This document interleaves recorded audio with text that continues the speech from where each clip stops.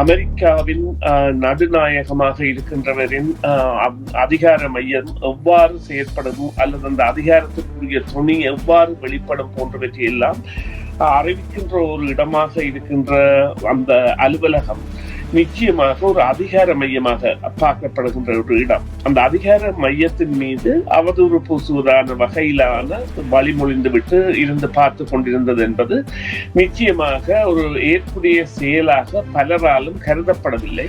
இது நாங்கள் ஒரு சிறிய விடயமாக பார்ப்பதற்கு இருந்தால் கூட இது கூட ஒரு பெரிய விடயம் என்னவென்றால் நினைத்தவற்றை செய்து கொண்டு வருகின்றார். எவ்வாறு கனடாவுடன் பொருதுகின்றாரோ, எவ்வாறு மற்ற நாடுகளுடன் பொருதுகின்றாரோ, அதே போல இந்த அவர்களுடைய திட்டம் அமெரிக்கா தான் பெரியது என்கின்ற கனவின் அடிப்படையில் இப்பொழுது அந்த வளைகுடா என்பது அமெரிக்கா வளைகுடா, கல்ஃப் ஆஃப் மெக்சிகோ என்ற அதன் உண்மையான பெயரில் இருந்து விடுபட்டு இப்பொழுது அமெரிக்க வளைகுடா என்ற பெயரை அது பெற்று இருக்கின்றது.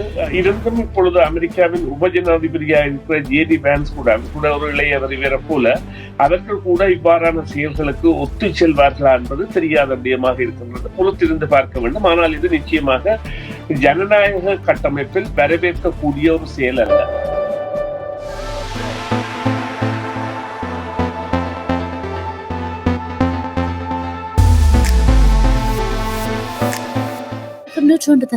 அலைவரிசையில் CMR தமிழ் FM கேட்டுக்கொண்டிருக்கிறீர்கள். இது சர்வதேச பரப்பிலேயே அரசியல் தரப்பிலே நிகழ்கிற மிக முக்கியமான விடயங்களை நாங்கள் பேசுகிற நேரமாக இருக்கிறது. அந்த வகையில் அமெரிக்க ஜனாதிபதி டொனால்ட் ட்ரம்ப் பதவியேற்ற நாள் முதற்கொண்டு ஒவ்வொரு விடயங்களை ஒவ்வொரு தலைப்புகள்ல நாங்கள் பேசிக் கொண்டிருக்கிறோம். அதிலே அண்மையிலே பலரினுடைய பேசுபொருளாக மாறியிருப்பது வெள்ளை மாளிகையிலே அமர்ந்து எலன் மஸ்க் ஒரு செவ்வியினை அழிக்கிற போது எப்படி தொடர்ந்து டொனால்ட் ட்ரம்பினுடைய அரசாங்கம் செயற்பட போகிறது என்பது குறித்து அந்த செவ்வியினை அளிக்கிற போது ஒரு தேர்ந்தெடுக்கப்பட்டாத ஒரு உறுப்பினர் அல்லாத ஒருவர் அவ்வாறு ஒரு அரசாங்கம் அப்படி இயங்க போகிறது என்கிறதுக்கான திட்டங்களை பேசுகிற போது அமெரிக்க ஜனாதிபதி டொனால்ட் ட்ரம்ப் உட்கார்ந்து பார்த்து கொண்டிருந்தது பலரையும் வியக்க வைத்திருக்கிறது. இது எங்கே போய் முடியும், எப்படி அவர் பேசலாம், அதற்கு எப்படி இவரை அனுமதிக்கலாம் என்கிற மாதிரியான கேள்விகளை சமூக வலைத்தள தளங்களில் ஏற்படுத்தி இருக்கிறது. இது குறித்து நாங்கள் சுரேஷ் தர்மாவோடு பேசலாம். வணக்கம் சுரேஷ் தர்மா. வணக்கம் பிரியா. வணக்கம் நேயர்களே.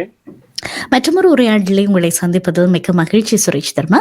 நான் ஏற்கனவே சொன்னது போல இந்த விடயம் குறித்து நீங்கள் என்ன நினைக்கிறீர்கள்?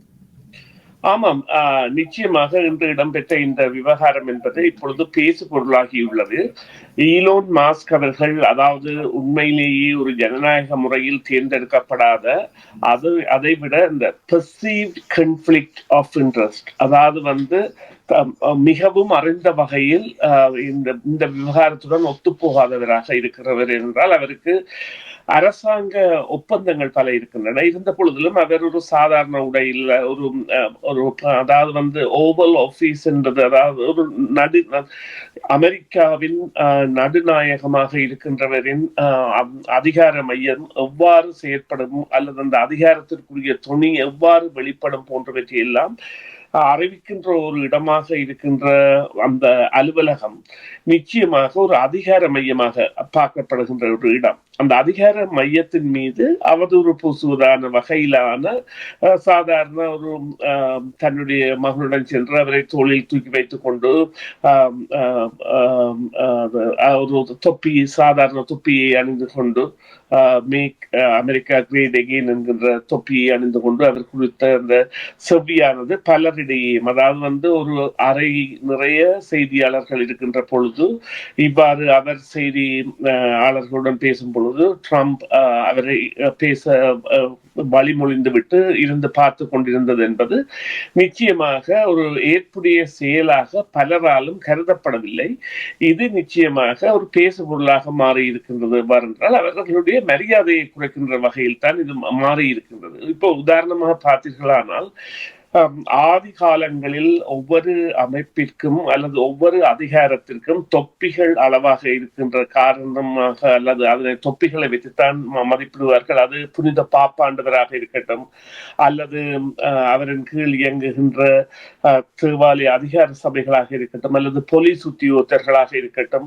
போலீஸ் உத்தியோகத்தர்கள் கூட சாதாரணமாக ஒவ்வொரு அளவீடு இருக்கும். அதே போல தாதிகளாக இருக்கட்டும், அதே போல நீதிபதிகளாக இருக்கட்டும், இவ்வாறு இவ்வாறான அளவீடுகளை கொண்ட ஒரு மையமாக இருந்து சாதாரண நடைமுறையில் தற்பொழுது சாதாரண உடை அலங்காரங்களுடன் செயற்படுகின்ற இடங்களாக இருந்தாலும் இவ்வாறாக அந்த பதவி சாராத அல்லது நட்பு சார்ந்த ஒரு நபர்களின் பங்களிப்பு என்பது அந்த ஆதிக்க களங்களை ஆட்டம் காண வைக்கும். அவ்வாறான ஒரு செயற்பாடுதான் இன்றைய ட்ரம்ப் அவர்களின் செயற்பாடு. இதனை உண்மையிலேயே அவருடைய அமைப்பில் உள்ளவர்களே உண்மையிலேயே பாவப்பட்டவரார் சொன்னால் ட்ரம்புக்கு இருக்கின்ற அதாவது சீஃப் ஆஃப் த ஸ்டாஃப் ட்ரம்பின் தலைமை அதிகாரி தான் மிகவும் பாவப்பட்டவர் என்றால் அவருக்கெல்லாம் இவையெல்லாம் தடுக்கக்கூடிய அதிகாரங்கள் இல்லை. எது ட்ரம்ப் விரும்புகின்றாரோ அதுதான் நடைபெறுகின்றது. அந்த வகையில் இன்று நடந்த இந்த விவகாரம் என்பது பல விவாதங்களை கிளப்பியுள்ளது அல்லது பலரின் பேசு பொருளாக மாறியுள்ளது. குறிப்பாக ஊடகங்களுக்கான செய்தியாக மாறியுள்ளது. இருந்தும் இப்பொழுது அமெரிக்காவின் உபஜனாதிபதியாக இருக்கிற ஜேடி வான்ஸ் கூட அவர் கூட ஒரு இளையவர் இவரை போல அவர்கள் கூட இவ்வாறான செயல்களுக்கு ஒத்து செல்வார்களா என்பது தெரியாத விடயமாக இருக்கின்றது. பொறுத்திருந்து பார்க்க வேண்டும். ஆனால் இது நிச்சயமாக ஜனநாயக கட்டமைப்பில் வரவேற்கக்கூடிய ஒரு செயல் அல்ல. நிச்சயமாக அது பல பேரை முகம் சுழிக்க வைத்திருக்கிறது. இன்னும் ஒரு சிலரை ஒரு விதமான குழப்பத்துக்குள்ளே நகர்த்தி இருக்கிறது அப்படின்றதான் சொல்ல வேண்டும். பொறுத்திருந்து பார்க்கலாம். இது போக அண்மையிலே ட்ரம்ப் பேசுகிற விடயங்கள், அவர் வழங்குகிற செவ்வைகள் எல்லாவற்றையும் பார்க்கிற போது அவர் இன்னும் ஒரு தேர்தலை எதிர்கொள்ள தயாராகியிருக்கிறார் அப்படி என்பது போல தோற்றப்பாட்டை கொடுக்கிறது. இது எவ்வளவு தூரம் உண்மை?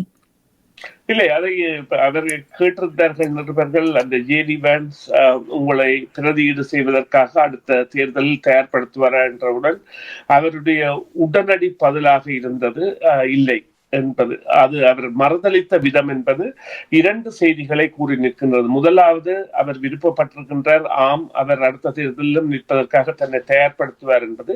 இரண்டாவது, இந்த ஜேடி வான்ஸ் மற்றும் அவரது குழுவினர்கள் எவ்வாறு தங்களை காய் நகர்த்த வேண்டும் என்பது. ஏனென்றால் அவர்களுக்கும் இது தொடர்பான ஆசைகள் அனைத்தும் இருக்கும். இப்பொழுது அதாவது 78 வயதாகின்ற டொனால்ட் ட்ரம்ப் அடுத்த தேர்தலின் போது 82 83 வயதாகி விடுவர். எனவே அவ்வாறான நிலையில் அவர்கள் கூட தங்களை தயார்படுத்துவதற்கான நிலைப்பாட்டை எடுக்கக்கூடியதாக இருக்கும். ஆனால் அதில் குறிப்பிட்ட விடயங்கள் அவர் தன்னை பிரதிமை செய்வதற்கு தயாரானவரா என்றால் இல்லை. ஆனால் நல்ல வேலை செய்து கொண்டு வருகிறார் என்றால் சில வாரங்களாகத்தான் நான் அவருடன் வேலை செய்து கொண்டு வருகின்றேன், அவர் செய்கின்ற வேலைகள் பரவாயில்லை என்கின்ற துணியில் குறிப்பிட்டிருக்கின்றார். இது ட்ரம்ப் சகலரையும் தாழ்த்துவது போலத்தான் இந்த விடயத்தில் அவரையும் குறிப்பிட்டிருக்கின்றார். அவ்வாறுதான் இதனை குறிப்பிட முடியும். ஆமாம், நீங்கள் சொல்ல வருகிற சாரப்படத்தான் எங்களுக்கும் அர்த்தப்படுகிறது. அதை பார்க்கிற போது அவர் எப்போது அதில் ஆச்சரியமும் இல்லை. இப்போது அவர் பேசுகிற போதும் அந்த மாதிரியான ஒரு துணிப்பட பேசுவதுதான் வழமை. அதுதான் ட்ரம்பினுடைய பாணி. இது போக அண்மையில் நீங்கள் இதுக்கு முன்னம் நீங்கள் விக்கிபீடியாவிலே பார்த்திருந்தீர்கள் என்றால் கல்ஃப் ஆஃப் மெக்சிகோ அந்த பேரில் தான் அடையாளப்படுத்தப்பட்டிருந்தது. ஆனால் அண்மையிலே அதனுடைய பேர் மாற்றம் செய்யப்பட்டிருக்கிறது, கல்ஃப் ஆஃப் அமெரிக்கா என்று சொல்லி. இது எந்த வகையான ஒரு குறிகாட்டி? ஆமாம், அதற்குரிய அதிகார பயிர்வை இவர் அதாவது எக்ஸிகியூட்டிவ் ஆர்டரை இவர் சைன் பண்ணிய பிறகு, அதாவது கையெழுத்திட்ட பிறகு கல்ஃப் ஆஃப் மெக்சிகோ என்பது கல்ஃப் ஆஃப் அமெரிக்கா என்கின்ற பெயரில் மாற்றீடு செய்யப்பட்டுள்ளது என்றால் அதிகாரப்பூர்வமாக கூகுளுக்கு அது அறிவிக்கப்பட்டிருக்கின்றது. இப்பொழுது இதில் உள்ள விடயம் என்னவென்றால் நகைச்சுவையான விடயமாக கூட இருக்கலாம். அவ்வாறு சொன்னால் குறிப்பாக மெக்சிகோவில் இருந்து கூகுளை பார்ப்பவர்களுக்கு அது கல்ஃப் ஆஃப் மெக்சிகோ என்ற பேரில் தான் அடையாளப்படுத்தப்படும் என்றால் மெக்சிகோ அந்த பேரை மாற்றவில்லை. ஆனால் அமெரிக்காவில் இருந்து பார்ப்பவர்களுக்கு எவ்வாறு தெரியும் என்று சொன்னால் கல்ஃப் ஆஃப் அமெரிக்கா என்று தெரியும். இதேவேளை கனடாவிலோ அல்லது உலகின் வேறு எந்த பாகங்களிலோ இருந்து பார்ப்பவர்களுக்கு எவ்வாறு தெரியும் என்றால் அது நிச்சயமாக gulf of Mexico, gulf of America என்கின்ற இரண்டு பேரையும் இணைத்திருக்கும்.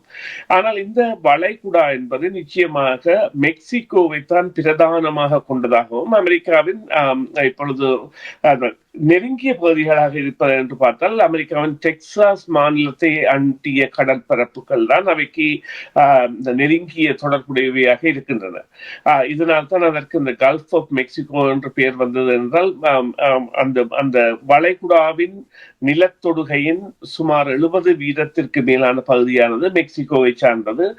தூர இடங்களாக கியூபா இருக்கின்றது. அதே போல புளோரிடா கூட இந்த இடத்தில் இருந்தால் கூட அது கூட தொலை தூரத்தில் இருக்கின்றது. டெக்சாஸிலிருந்து தொலை தூரத்தில் இருப்பதால் அந்த கல்ஃப் என்கின்ற அந்த வளைகுடா என்கின்ற குறிப்பதத்திற்கு அது வராது.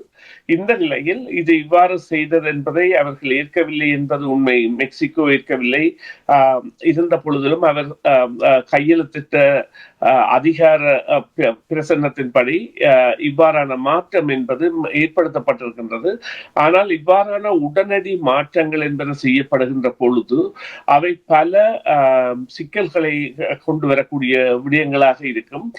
குறிப்பாக இந்த ஜிபிஎஸ் எனப்படுகின்ற குளோபல் பொசிஷனிங் சிஸ்டம், பாதை அறிவதற்கான அறிகுறிகள் மற்றும் வரைபடங்கள் மற்றும் குறியீட்டு நிலைமைகள், விமான ஓட்டிகள் மற்றும் கப்பல் ஓட்டிகள் போன்றவர்களுக்கான குறியீட்டு பாதை தயாரிப்புகள் போன்றவற்றில் எல்லாம் அந்த நிலைமைகளில் சில மாற்றங்களை இது ஏற்படுத்துமாக இருந்தாலும் இது நாங்கள் ஒரு சிறிய விடயமாக பார்ப்பதற்கு இருந்தால் கூட இது கூட ஒரு பெரிய விடயம் என்னவென்றால் நினைத்தவற்றை செய்து கொண்டு வருகின்றார். எவ்வாறு கனடாவுடன் பொருதுகின்றாரோ, எவ்வாறு மற்ற நாடுகளுடன் பொருதுகின்றாரோ, அதே போல இந்த அவர்களுடைய திட்டம் அமெரிக்கா தான் பெரியது என்கின்ற கனவின் அடிப்படையில் இப்பொழுது அந்த வளைகுடா என்பது அமெரிக்கா வளைகுடா, கல்ஃப் ஆஃப் மெக்சிகோ என்ற அதன் உண்மையான பெயரில் இருந்து விடுபட்டு இப்பொழுது அமெரிக்க வளைகுடா என்ற பெயரை அது பெற்று இருக்கின்றது.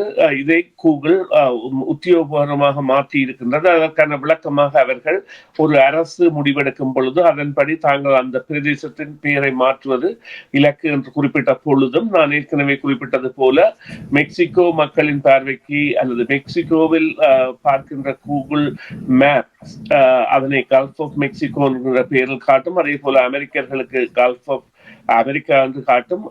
வேறு நாட்டவர்களுக்கு இரண்டு பெயர்களும் தெரியும். அதைத்தான் கூகுள் செய்திருப்பதாக அறிவித்திருக்கின்றது. நிச்சயமாக இது ஒருவர் பதவியேற்ற பிறகு எதேச்சதிகாரத்தோடு தான் தன்னிச்சையாக இயங்கின இடங்களை தன்வசப்படுத்துகிறதற்கான ஒரு முயற்சியாகத்தான் பார்க்கப்படுகிறது.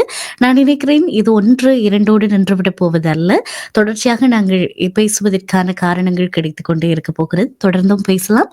மிக்க நன்றி சுரேஷ் தர்மா, இந்த உரையாடலில் எங்களோடு இணைந்தமைக்காக. நன்றி பிரியா, நன்றி நேயர்களே. மீண்டும் ஒரு பொழுதில் சந்திப்போம். சிஎம்ஆர் யூடியூப் சேனலில் இணைந்திருக்கும் நேர்கள் அனைவருக்கும் எமது நன்றி. காமெண்ட்ஸ் பகுதியில் உங்கள் கருத்துக்களை தெரிவிக்க தவறாதீர்கள். முக்கிய செய்திகள், காணொளி தொகுப்புகள், நேர்காணல் என பலதரப்பட்ட அம்சங்களையும் உங்களுக்காக தருகின்றது சிஎம்ஆர் யூடியூப் சேனல். சிஎம்ஆர் என்று சர்ச் செய்து எமது யூடியூப் சேனலை சப்ஸ்கிரைப் பண்ணுங்கள். உங்கள் உற்றார் உறவினர் நண்பர்களோடும் இந்த காணொளி தொகுப்புகளை பகிர்ந்து கொள்ளுங்கள். அருகில் இருக்கின்ற முக்கிய காணொளி தொகுப்புகளையும் தவறவிடாமல் பாருங்கள்.